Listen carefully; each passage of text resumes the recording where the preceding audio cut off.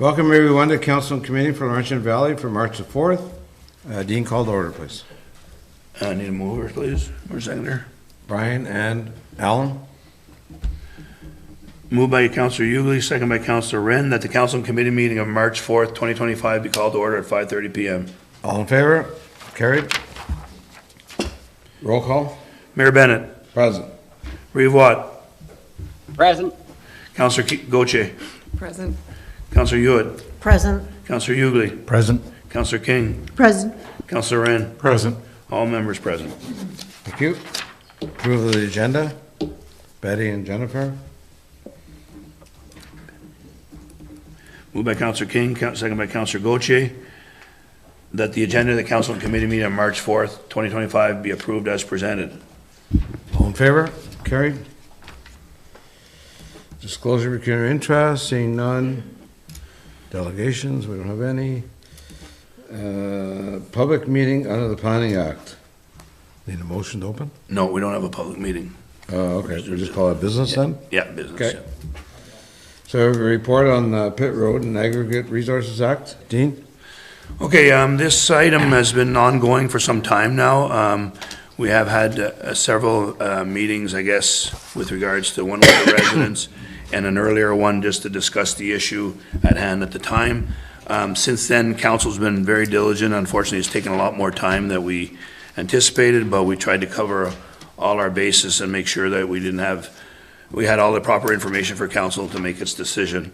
As we know, the pit has been on the record since the early 80s, or middle 80s, I guess, and officially from the M&R, and back in 94 was the first the M&R site plan. So from then on, it's been ongoing. There have been several owners through the process. There has been some times when they haven't been using it, of course, but for the most part, the license has never been dormant or closed or refused or anything like that. So the two access points that are identified under the aggregate license are the primary one being Pitt Road, the secondary one being the Heenan Road through the rec center. I guess, so we did get some letters from the residents, some emails, I guess, and we did kind of, to be sure we weren't going in a different direction, we made sure we got a third-party legal firm that did some comments, which is in their package as well. We also included today, unfortunately we only got it late yesterday, the M&R made a final letter to their questions that were requested, and that is also in your package from the M&R standpoint. So the package is quite lengthy, I know, or the report, and we did the best we could to address most of the issues, and I turn it over to council for their deliberations and decision as to where we go from here. Okay, thanks, Dean. Just a couple of comments before we get into any questions or whatever. Obviously, everybody's had a chance to read it. We've had this report since last week. I understand, Dean, that this went out to the residents in the area? No. It didn't go out? No, the report itself is online. It was published on Friday. Okay. Which we always do. All right, so. okay. So I know staff has spent a lot of time on this, and obviously there is concerns of the residents, which we're well aware of. So we felt back in November when we had our first public meeting that we promised that we would investigate everything that we could do to make sure that everything was being done correctly. It's taken us 4 months, but I'm glad it's taken time enough that we've been able to get all kinds of opinions from M&R, making sure through our lawyers, through our works crew, that we've done our due diligence to come to the point tonight to make a decision with the information in front of you. Certainly, all the questions that came from Ms. Price back in December, the report is in here, whether it's concerning tendering process for blasting the road, to setback requirements. All the questions that were asked have been answered, even the hydro, where the hydro line is.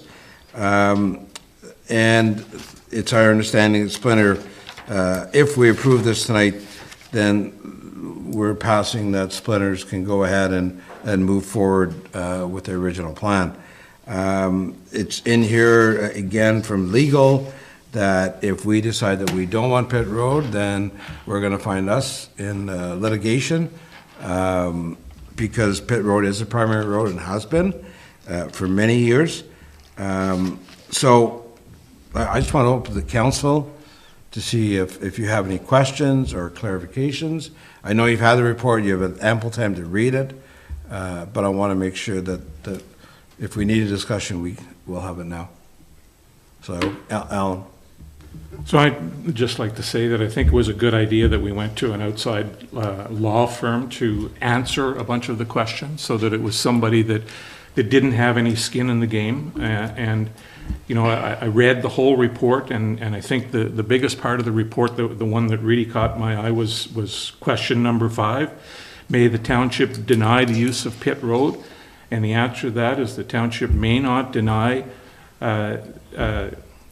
all or any use of Pitt Road without liability exposure. So we have a legal opinion telling us that we cannot deny access through that road as requested by the pit owner, and I think that's where we are.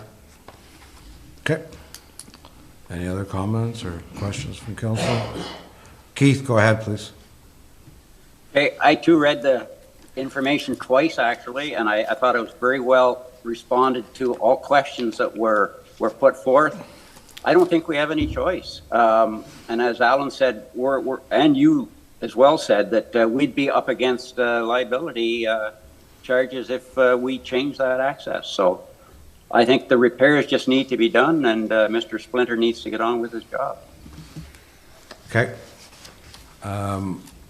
Now, I assume that if council votes in favor to let Splinters move forward, that all the procedures will still have to be followed and completed by the regulations that M&R have done through Splinters, and we'll get a report of that as well. Yeah, maybe I could just comment on the M&R scenario. Obviously, there's two portions of this. We're controlling the access point, but all the conditions that have been identified in the pit itself are governed by M&R, and I know I have seen the copy of that report from M&R, and there's significant amount. I know there's been some suggestions by residents that there's, certain things that in history that were kind of not followed or neglected or all that, and I know that Mr. Splinter has to get those done according to M&R, or the license could be then either revoked or stalled or whatever the case may be under the M&R process, but that is an M&R jurisdiction, not a actual council. We're concerned more so with regards to our direction is really the access point at this point. So just wanted to clarify that to make sure that there's two processes there. All right. Somebody's on the phone? Sorry, it was Stuart. Oh. Okay. Okay.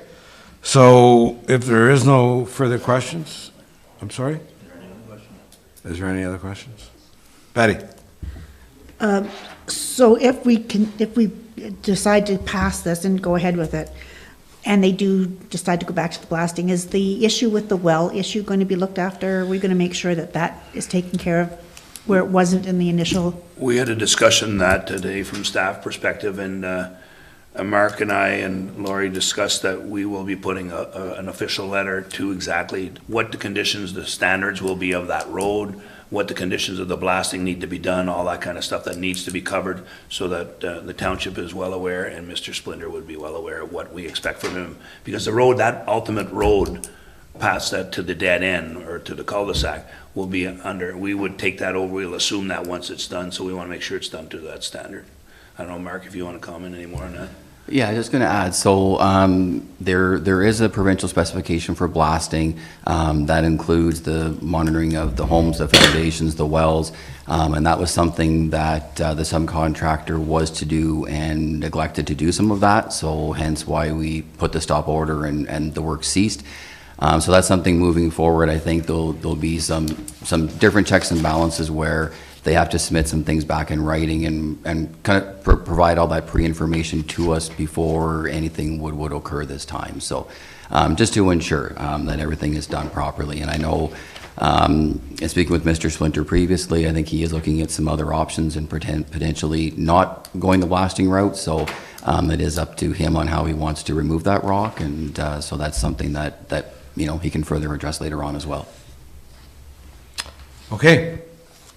So if there's no further discussion, do we have a motion? There is a motion. I need a mover and a seconder. Alan and Jennifer. Moved by Councillor Wren, second by Councillor Gauthier, that the Public Works and Property Committee recommends to council that Aggregate Resources Act License 15079 holder be permitted to use the open road allowance located between concession 8 and 9, lot 24 in the geographic township of Alice, known as Pitt Road, and further that the Township of Laurentian Valley consent to the undertaking of improvements to the unmaintained portion of Pitt Road by the licensee at their expense in order to bring the roadway to an appropriate township maintenance standard. Any further discussion? All in favor? Carried. Next up is Pembroke Area Airport. Okay, so the Pembroke Area Airport Commission had their first meeting of the year last week, and I was elected as chair again for another year. Our audited financial statement was brought forward and presented to the commission. I won't go through the whole thing. A copy of it is going to be sent to you, Sean, so if you haven't got it yet, you should be getting it any time, but we did have a surplus of $20,452, which didn't include, or doesn't include, $89,486 of amortization. So it was a year in the black again for the airport. So Right on. Thanks, Alan. Any questions for Alan? If not, emergency management, Laurie, anything to report?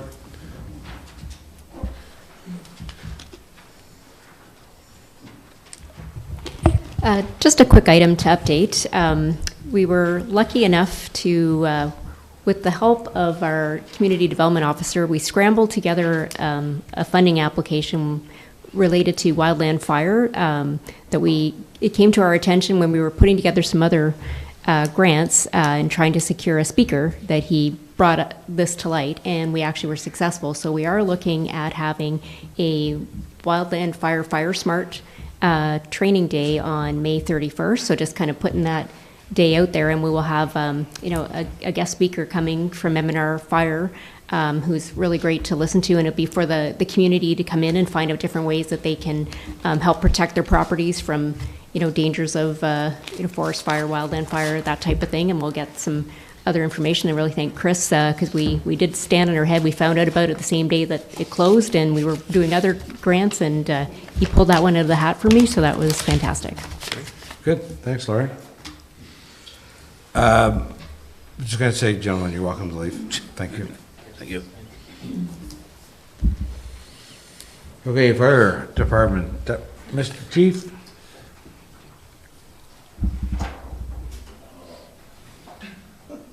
Bear cub here.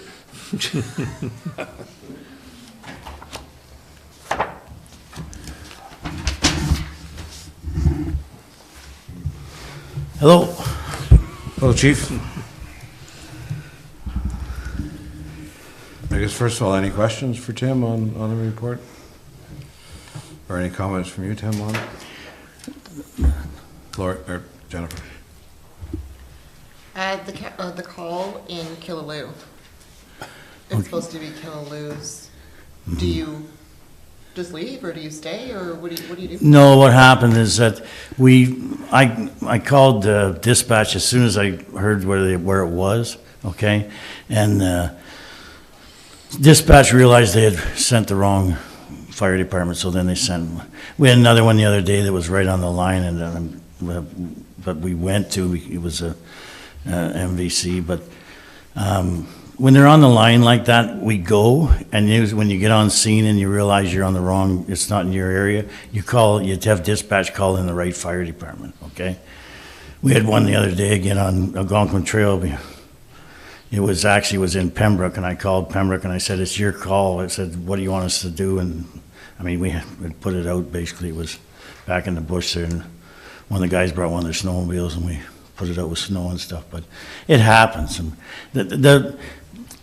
the way that it's supposed to be done, according to the mutual aid plan, is that if the call comes in, let's say for instance it's on Boundary Road, okay?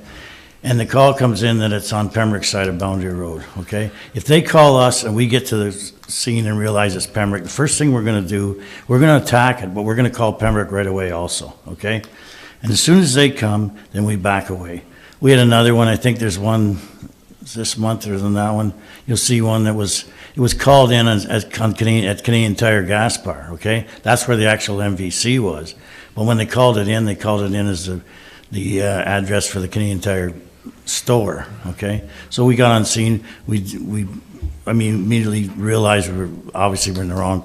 So we do until Pembroke gets there, and then we turn the scene over to them. They do the same if it's, like I say, on Boundary Road, and they go, well, then as soon as we get there, then they turn the scene over to us. It's just, that's the mutual aid plan, the way it works. So you're not gonna get halfway there and say, it's not my call, because sometimes you don't really know until you get there, because addresses that come across when they actually send us out are not always exact, so. Well, it's very important.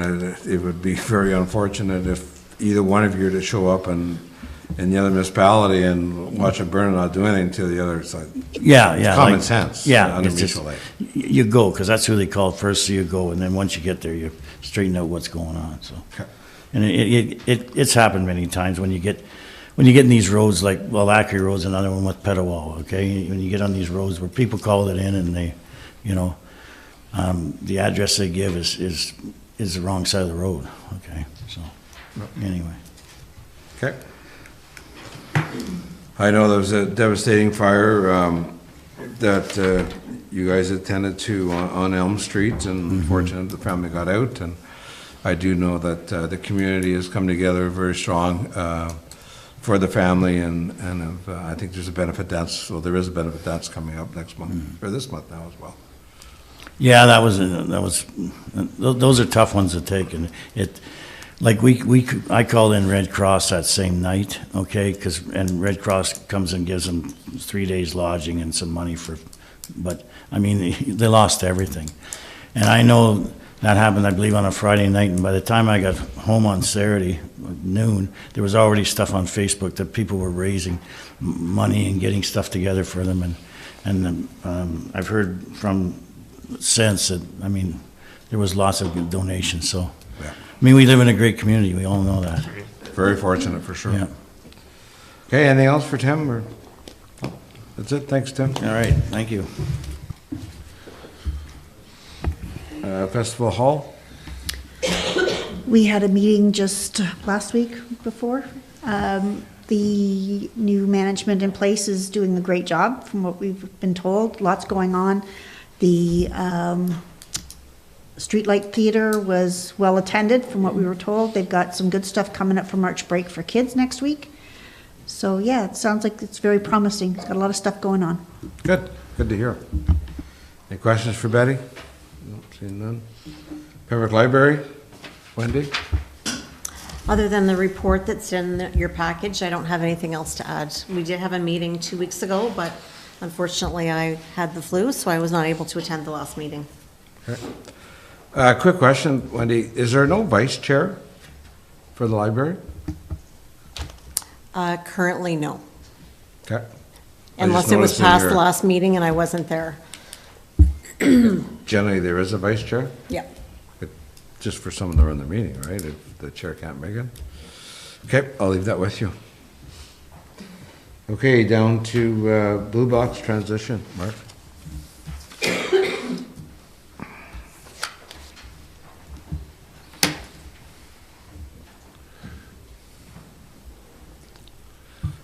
Good evening, members of council. It's a long report, but really just some information on a lot that's going to be starting to happen over the next few months and throughout this year. As council is aware, there's new regulations being introduced across the province that changes the responsibility for residential recycling and processing away from the municipality and back to the producer of the packaging and the products. The product responsibility, producer's responsibility means that the companies are fully responsible for managing and paying for the life cycle of their products and their packaging. In the province of Ontario, Circular Materials Ontario, or CMO, the acronym, is the producer responsible organization, or the PRO, is also the administrator for the materials that to be collected. The provincial transition dates were ranging from 2023 to 2025. The township picked a transition date of March 28th, 2025, because that coincided with our end of our 10-year term with Miller, and it got us away from having to break that or alter that contract with them. The residential recycling program will now be managed by CMO, and it's the same transition date for our partner municipalities, so with the township and the city of Pembroke and the town of Petawawa as well. Through the process, Ontario municipalities had the option to opt in or opt out. Laurentian Valley and our partner municipalities, because we didn't have our own collection vehicles or ability to keep collecting and recycling for the province, we did opt out of that, and there was a council resolution late in 23 that approved recommended the staff report that we would opt out. Since we've chosen to opt out, staff between our partner municipalities have been working hard with the province and together to continue to work on our shared waste collection contract and how that will all play out as that changes over the next couple of years. We have been advised that Miller Waste was awarded the CMO contract, which is the provincial contract, and essentially how it works is that Miller will pick up all of the recycling through all of Renfrew County. So their catchment area is all of Renfrew County, where they only had a few municipalities at the time. They now will be responsible for all recycling through our area. They will be, through the transition phase, utilizing a couple of local subcontractors where there's, I know of one local municipality has their own collection vehicles, so they're working with Miller to provide some services through transition. And then I think one of our northern municipalities, they've got a subcontractor that's working as well. So Miller's kind of working with some locals and trying to keep things moving forward as we go through the transition. As we enter the transition phase and the recycling becomes the responsibility of the province at the end of March, it really should be no change to our residents, aside from where you call if there's an issue with your collection, if there's missed collection. Commonly, most people call here, we get in touch with Miller. Now there's a toll-free number and an email, so when residents call here, unfortunately, we can't assist. We have no control over that anymore, so the residents will be basically emailing or calling a toll-free number to get that. Now, being the same Miller group and a lot of the same people are still here, I think it should be a quick response and a good transition. This isn't like it's a complete different group. They're working with a lot of the staff that they've had. And through this process, there was 3 gentlemen that we worked with kind of 12 years ago were in the contract, and they're still there with the company. And it was kind of interesting a month ago to kind of get caught up on them, because we, aside from the odd teleconference, we haven't seen each other. So it's that partnership, I think, is still there, and Miller has been a good company for us. So through the transition to the end of this year, all recycling bins will be still purchased through us. We'll invoice back to Miller. Jan 1, 26, the provincial contractor also takes over all recycling bins. So if someone needs a replacement bin, needs a new bin, we no longer provide those. We'll be responsible for the green carts. And the Miller didn't seem as interested in the nets we have for our bins, so the township will still sell the nets. But if someone needs a recycling bin, then that will be, again, through the province. We're still not 100% sure if our yellow bins are an approved provincial container. It sounds like if they're out there, they will be allowed to be used, but the format now is sort of a double height blue bin is what will be provided to people, and it sounds like the yellow bins will be phased out. The cost of yellow bins increased, so we're only sitting on a stock of about 20 yellow bins here, kind of knowing that this was coming and our price had increased. So we don't have a large stock, and it did sound like Miller was interested in buying those stocks of bins from us at the end of the transition period, so they would it wouldn't be a loss for us. We'd be able to recoup those costs. So for the promotion of it, we've opted out, and we've again partnered with Ottawa Valley Waste Recovery Centre for that. We've done that with our 3 municipalities for quite a few years, where they do all of that calendar information, all that information and that for us. The new collection calendars for only 25, so that'll be a little bit different, where there is always your current year and part of the next. So the current calendar coming out, it isn't a misprint. It only gets us to the end of this year, because that's when things, as of Jan 1, 26, become the full responsibility of the province. So, and there will be some of this new information printed in the calendar, so all residents will receive that new toll-free number from Miller and that email from Miller. All that information is there. And then after January 1st, 2026, some of the changes, some things will probably change in our collection program, which again, we aren't 100% sure of what the province is going to say is acceptable, is not acceptable. One, we know for sure, scrap metal car parts, things like that, we can put in our bins now, and we already know that the province won't allow that. So for now, to the end of 2025, we're fine, but that's one of the streams that won't be acceptable in your bin anymore. So yeah, so we're still working through some of that detail. Through the process as well, any businesses, so they're deemed to be ineligible because this is only for residential. So through the transition, Miller will be allowed to collect that material for us, starting Jan 1, 2026, and that'll have to be a decision that I'll bring some numbers and pricing back to council if we want to still provide that service to our commercial businesses and such in the township. Then there could be a different charge or a different rate for them, and there's some different tipping fees that are charged back to us for that. So we're just working through some of those numbers and information now, and later on this year we'll make a decision whether it's unfortunate the businesses may be on their own for their collection and not through, but the province has deemed businesses to be ineligible for the residential system that they're creating. I will have, at the next council meeting in March, the 18th, I will have some information for the Miller contract extension. So right now what we're working on is an extension to get us through the remainder of this year, all of 2026, and then starting with a new contract for Jan 1, 2027. And our thought was getting it more in line with the calendar year, because that's also how our fiscal year operates, and it's a little bit easier when things are changing and things are transitioning, that it matches. Miller did note that their contract is for 7 years. One downfall to the collection program was when the province started this, they would not allow co-collection. So essentially, starting in 26, there'll be a provincial vehicle driving around picking up your recycling and a municipal vehicle driving around picking up your garbage and organics. So we're doubling the footprint on the environment and on the roads, which makes no sense. But working through this, it almost seems like we're a couple years through the transition and we're in the third year. It looks like they are exploring that option of allowing for co-collection. So the idea with our next contract is we will end it at the same time as the 7-year provincial.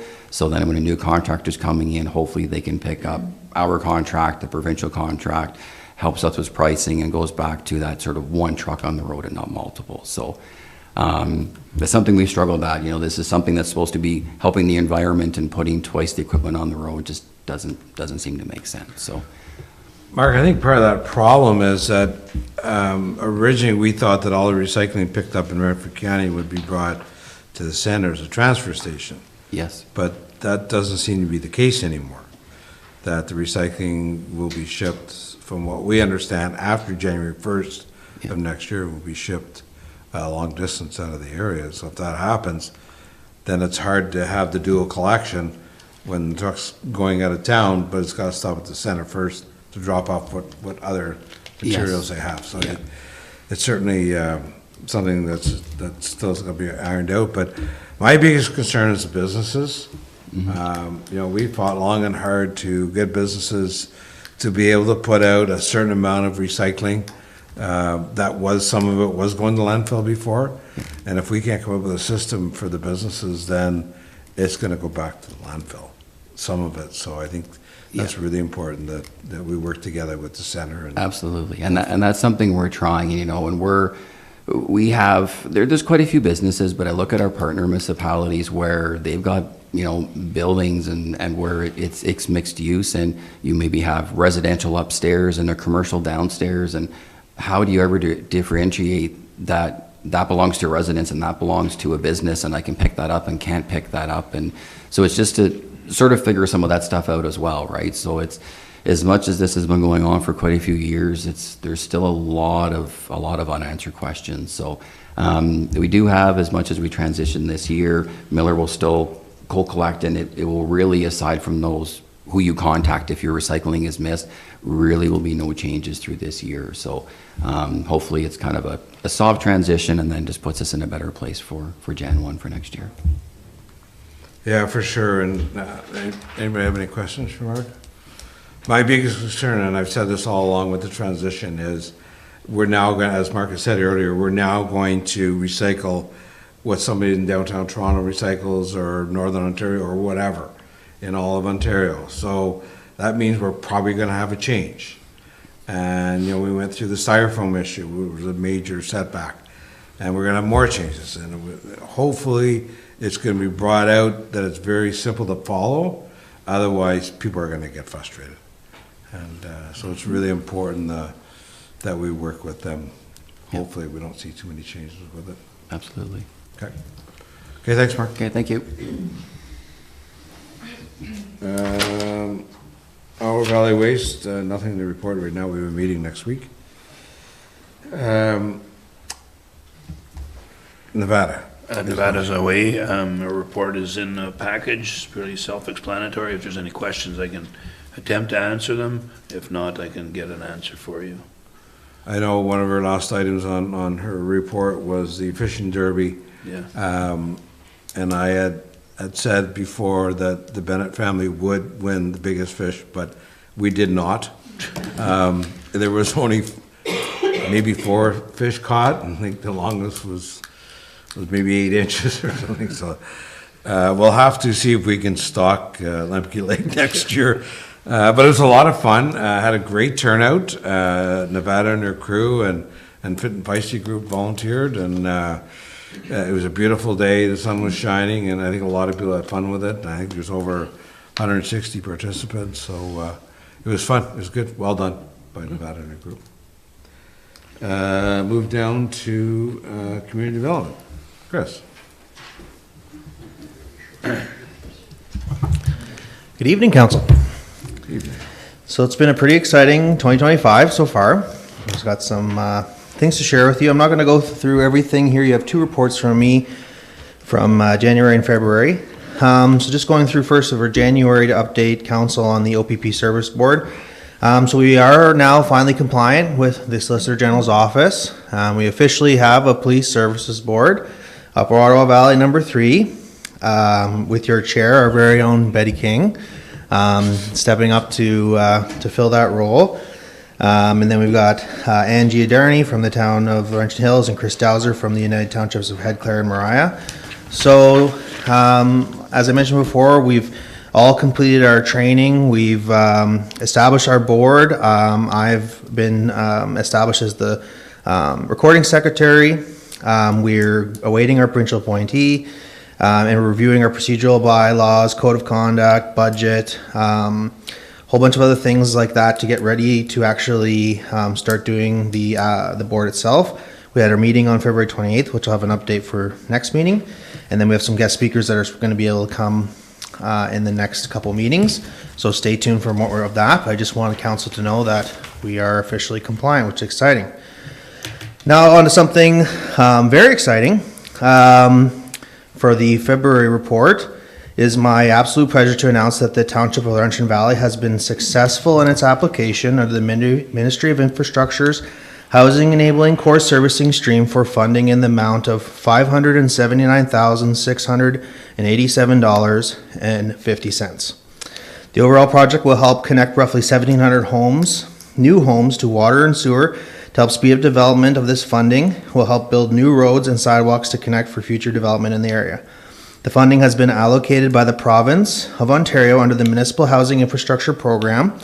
The project was one of only 58 successful projects approved by the province and will contribute to nearly 160,000 new homes being built across Ontario as a result of this funding. On a personal note, this funding has marked a career milestone, having officially surpassed $1 million in lifetime funding achieved with a total record of fundraising, donations, and successful grant applications now exceeding $1.1 million. I would like to thank council and staff for their support during this journey, and I look forward to continuing to seek out new funding opportunities to support the residents and the businesses of the great township of Laurentian Valley. So, Chris, before we go any further, can we, like, I know it's a big chunk of money, and I think it's down Home Depot way. Can we explain, do we know anything more than that? Well, at this point, it has to be spent by what, 2027, I think? we have a little bit more time than that. We do have to start the design phase at the end of 25, at least to have like a scope of project. Yeah. And then I believe we have until 2028 or 2029 to do the whole kit and caboodle. So it's addressed to the Robinson Lane area in the back field, and there's a lot of stormwater issues in that scenario, and that will help address that. We're also looking at possibly helping out with sanitary and water to help foster those homes. We'll be looking at that. We haven't set the actual scope as to exactly how far or where that's gonna go, but certainly that amount of money will help. Certainly, it's not gonna pay for it all by any stretch, but it'll help the developers, entice them to move forward with some development back through there, and both in the TMM lands and the Smiths, what I was trying to look at, what is it called? Great Grains. Yeah, LD Grains, correct. So that, anyway, that's where we're aiming for, and we just have to make that plan to scope. I think Chris has done a good job to date, so now we just gotta get into the meats and start kind of developing it, but we'll make sure council's aware as to what's gonna happen and where it's gonna go to when it happens. Okay, Chris, sorry to interrupt. Continue. That's okay. Okay, moving on, some more exciting news. So I'm pleased to announce to the council that Township of Laurentian Valley has been officially selected to host Taste of the Valley for 2025 at the Allison Fraser Rec Center on August 23rd. So we're pleased to partner with the County of Renfrew, Allison Fraser Recreation Committee, and several other volunteer groups to make this exciting event one of the best on record. So stay tuned for more updates and further details coming in the next couple months. On February 4th to 7th, I had the privilege of attending the Economic Developers Council of Ontario Annual Conference. It was a great conference, lots of networking, great workshops, but I just want to publicly take the chance to thank council for sending me to that and for allowing me to be an ambassador of the township. It was a great event, and I've got a lot of more exciting ideas and inspirations that I'll hopefully to the benefit of this township and the ratepayers. So more updates on some things happening here with trade shows and community expos. So we have officially signed up for a few different community expos and trade shows. The trade shows specifically, we've actually partnered with the town of Petawawa to share costs, in which we'll be going and try to advertise the area, activities to do, some of the housing developments, and other things in the area as kind of a testing field, which we had developed last year to see if we could do some outreach and hopefully get some more people to move to Laurentian Valley, or at least come and enjoy some weekends away. In addition to that, I've signed us up for the Petawawa Showcase, which is the annual community showcase in Petawawa, as well as the Pembroke Community Expo. So if any members of council would like to volunteer to operate the booths, or you just want to come and say hi, we're going to be there in Petawawa, April 25th to 27th, and in Pembroke, May 9th to 11th. In addition to that, Lori already talked about the Fire Smart Grants, so that's pretty exciting. And the final thing that I have in this report here that I'd like to highlight is the Algonquin College Job Fair. So just to let council know that we are going to be attending the Algonquin College Job Fair to advertise current summer student positions that are available at the township. So we'll be there on March 17th. And if anyone would like to attend or just stop by and say hi, let me know by March 10th and we can make that happen. And that's my report. Wonderful. Thanks, Chris. Great job. Thanks. Great job. Thank you. Okay, warming center update is in your package. The numbers are there. We haven't seen any dollar updates since December. Not quite sure. I believe it was December, and I believe it's only been one. So I'm not quite sure what's going on. I know that they had a meeting last Monday that Jennifer attended, and you can comment on it, John, if you wish. They did have a Heart Hub meeting after that, but apparently we weren't invited, so we're not quite sure what's going on, and certainly we'll be reaching out to them as well. There just seems to be, I don't know, a lack of information provided. Yeah. Question, Brian? So it's colder winter and less numbers? I don't know that last numbers, it's hard to compare because they only give you the total for this year, or for last year. They don't break it down by month, if I'm correct. They're also utilizing other places as well. Yeah, it just, the number of visits, overnight visits, and that seems to be down from last year, but at least it's not up, which is good. Yes, but I think also is, and Jennifer can comment too on this, that there are local people that are being put into hotels, and the location of those hotels are far west end or far east end, so it's not making it accessible either to the grind or to the warming center. So that could be part of it, as far as the numbers, that they're in hotel rooms instead of the warming center. Anything else to add, Jennifer? No, okay. When we get more information, council will know. Friends of the Disabled? Wendy? This evening, the Friends of the Disabled board members that could attend are presenting to City Council this evening. Similar maybe to the presentation that we had here last month, with a few other additions. More information will be coming forth afterwards. There's two big fundraisers that are going to be happening in the next month or two. I just don't want to say exactly for sure until it's confirmed, but we will know within the next week, and I will share that with everyone once it's confirmed. So we're looking forward to that. Because just a reminder, the Friends of the Disabled is a nonprofit organization, so we depend on these fundraisers to make things work, so. And then next week, or I think it's next week, the 50-plus group have another big event, and I know that there's already a waiting list for transportation to these events, so, which is a great thing. Absolutely. Certainly, the presentation that Dan and Margaret put on at last council meeting, I know you're way sick, but very informative, and I think they're doing a great job. We told them that. I was just going to echo exactly what you said, that you could just tell that they love what they do. They love their job, and they were so proud to come here. Okay, Shane Nook. We normally would have met last night, but it was to be the last night of hockey season, so the meeting's postponed till next week. Okay. Alison Fraser. We have a meeting Thursday. Okay. Forest League, Keith, I'm sure nothing going on there? No report. No report. Okay, same as Pleasant, you, Betty? No report. Nothing going on. Stafford, Jennifer? No report. Okay. Laurentian Valley Four Seasons, Mark, I think, give an update. Yeah, it's been a fairly good winter. Last week was not the best, and this week doesn't look so great for us, but probably reopening maybe Friday, Saturday for sure, and looks like maybe Monday, Tuesday on the weather could be the end of our season.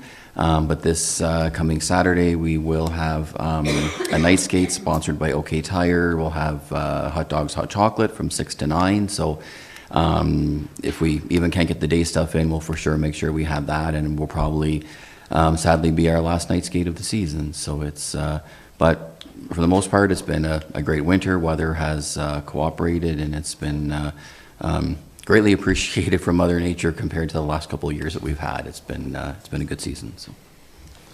Well, hats off to your group, Mark. The group, I know you have a small group of volunteers, but they've done a fabulous job and kept the ice surface in great shape when they can. And I know we've had thousands of people enjoy it, so it's a great addition to the Laurentian Valley. Absolutely, thank you. Fit and Feisty, Keith? Fit and Feisty is busy as usual. I guess the change for me was at the county, we are on the committee of a whole meeting now instead of our individual committees. So I'm missing probably every second meeting now because their meetings are on a Wednesday as well as the county council. But they are doing well. They've got lots of plans for the future trips for the people. It's all going well. And great comments to Nevada and Chris, both on behalf. They are working very, very well with the Fit and Feisty group. Good, thanks, Keith. The Rees report is in there. I don't know if you have any questions for Keith. Oh, seeing none. Council acknowledgements. Alan? Just want to bring one thing forward with everything that's happening in North America today, that possibly we could have staff bring our procurement policy to council with an eye on looking at adding some local and Ontario, Canada terms in it to make sure that we're not falling into something where we're buying from places that maybe we don't want to buy. I think it's a good idea. Dean, you can bring that forward. They're a very good idea, actually, especially after what we've heard today. The council acknowledgements, anything for council? I do have one. I was informed by some of our taxpayers that, and I'm not sure if council's aware of it yet, that the city of Pembroke has cut back 7 weeks of ice time this summer. Pem Ice 2 and PMC. Apparently they've cut out 7 weeks, so the rinks will be starting later for minor hockey, for whoever else the user groups are. So I don't know if you probably, some of you will be approached by taxpayers saying, what's going on? Why are we doing this? So I did take it upon myself. Dean was away, so I sent an email to the mayor and CAO citing that, we are a 35% major contributor to recreation in the city of Pembroke. What's going on and why has this happened?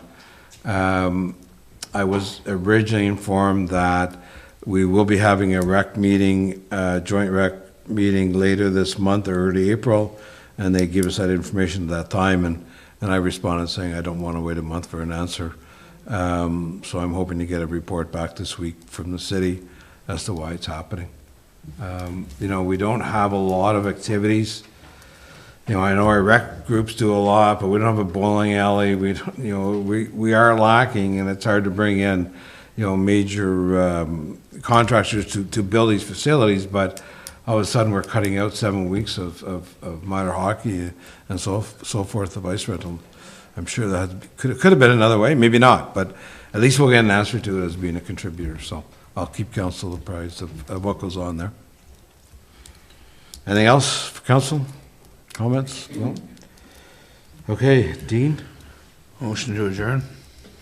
Alan and Betty? Moved by Councillor Wren, second by Councillor King, that the council and committee meeting on March 4th, 2025 be adjourned at 6:20 p.m. All in favor? Carried.